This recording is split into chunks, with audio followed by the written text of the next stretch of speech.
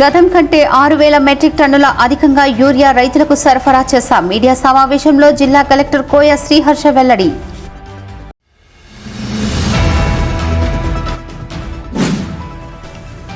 రామగుండంలో ఘనంగా ప్రపంచ ఫోటోగ్రఫీ దినోత్సవ వేడుకలు.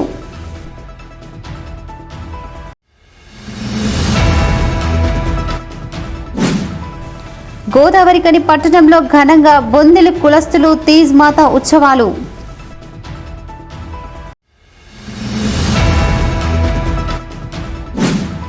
ఎల్లంపల్లి ప్రాజెక్టుకు భారీగా చేరుతున్న వరద నీరు. 32 గేట్లు నీటిని కిందకు వదులుతున్న అధికారులు.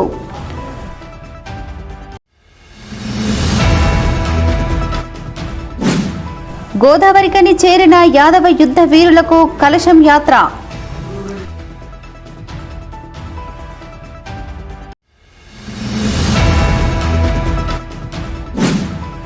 గోదావరికనిలో ఘనంగా 186వ ప్రపంచ ఫోటోగ్రఫీ డే వేడుకలు.